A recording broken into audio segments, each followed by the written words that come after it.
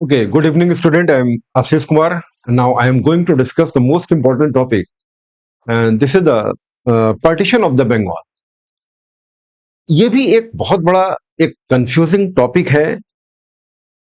Lord Curzon को हम लोग ये समझते हैं कि लॉर्ड कर्जन ने बंगाल का जो पार्टीशन किया, उसके पीछे लॉजिक क्या है, और ये भी है कि लॉर्ड कर्जन के partition of Bengal, this is the ultimate factor कि why the extremist movement were started in India. आज हम इस बात को डिस्कस करेंगे कि why was province of the Bengal partition. तो इसको समझने की कोशिश करें। एक्चुअली बंगाल उस टाइम पीरियड में, अगर हम बंगाल की बात करें, तो आज का ईस्टर्न बंगाल का रीजन, वेस्टर्न बंगाल का region, Bihar, Orissa, Assam, some part of the Chhattisgarh, ये सारे पार्ट आपके बंगाल के एरिया होते थे। और इस बंगाल में कलकत्ता से पूरे बंगाल को एडमिनिस्ट्रेशन को मॉनिटर करना, it was too much impossible.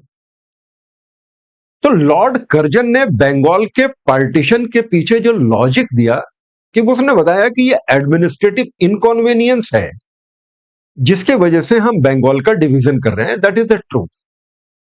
But the manner in which he partition the Bengal, जिससे कि ब्रिटिश गवर्नमेंट की जो कॉलोनियल एक्सप्लॉयटेशन की पॉलिसीज है, वो आपको समझ में आ जाएगी। तो दो तीन चीजें थी।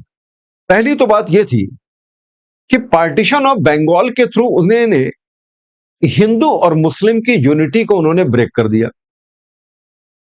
क्योंकि बंगाल एक ऐसा प्रोविंस था जिसमें नेशनलिटी क्लाइमेक्स पे है, यूनिटी क्लाइमेक्स पे है।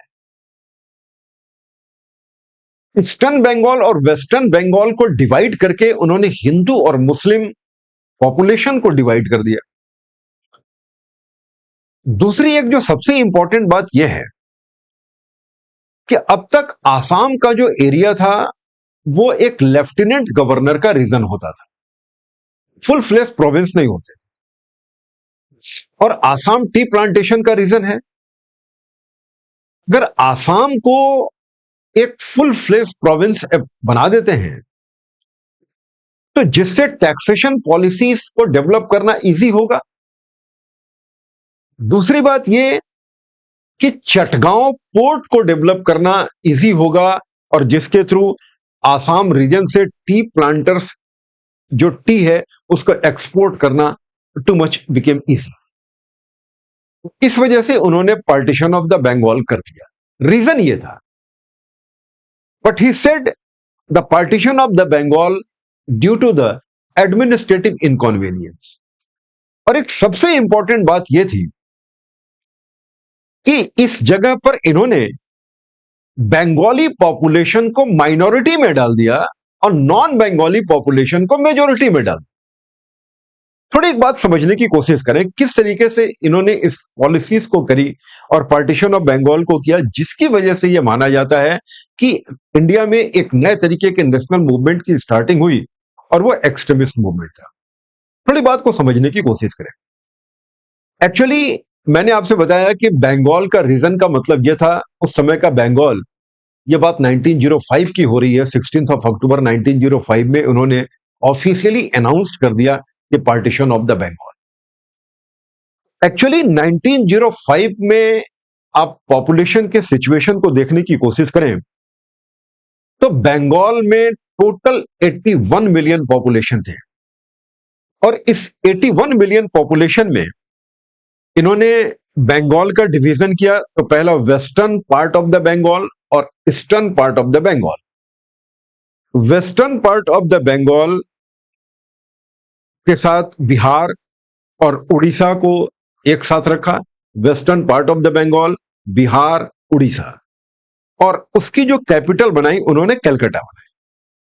And total population of this province was almost 50 to 53 million population. And इस जगह पर आप देखेंगे तो 42 million population where the Hindus and the 9 million population where the Muslims. यहां पर हिंदू को मेजोरिटी में रख दिया। एंड बंगाली पॉपुलेशन देखोगे तो 18 million population where the Bengali. And actually Bihar और उड़ीसा के पॉपुलेशन को ऐड करोगे इसमें तो नॉन बंगाली पॉपुलेशन इस जगह पर 36 मिलियन पॉपुलेशन आ गए। तो यहां पर आपको क्या देखने में आई कि जो बंगाली पॉपुलेशन बंगाल में है वो यहां पर माइनॉरिटी में आ गए और नॉन बंगाली पॉपुलेशन जो थे वो आपके मेजोरिटी में आ गए। दूसरी बात यह थी कि eastern part of the Bengal को आसाम के साथ ऐड कर दिया।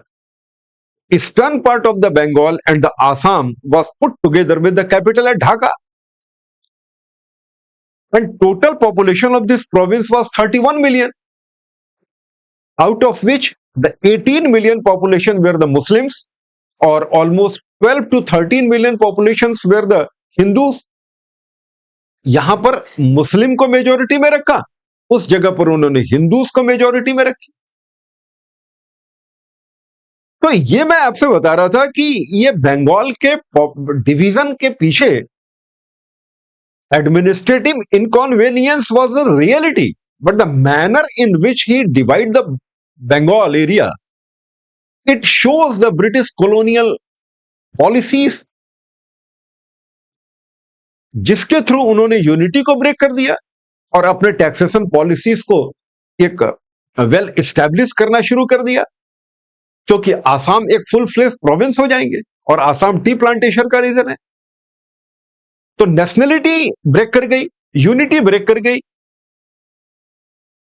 लेकिन इंडिया में उसका जब इंपैक्ट आप देखोगे तो 1905 में ही एक्सट्रीमिस्ट मूवमेंट इमर्ज करता है और इस एक्सट्रीमिस्ट मूवमेंट ने सबसे पहला मास मूवमेंट शुरू किया। This was the swadeshi and the boycott movement. So this was the reality behind the partition of the Bengal and unofficially he announced the partition of the Bengal since December 1903 and it was officially announced on 19 July 1905 and came into force in the 16th of October 1905. So this was the reality behind the partition of the Bengal. Okay, thank you.